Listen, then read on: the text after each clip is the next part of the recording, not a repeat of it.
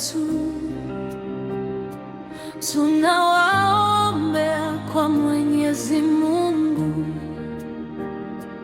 awajalie maisha marefu na nuru iwaongoze siku zote. Tunawapenda sana wazazi wetu, kwani ninyi ni chanzo cha baraka kwetu. Tunawaweka mikononi mwa Bwana, baraka za Mungu zikae ndani yenu.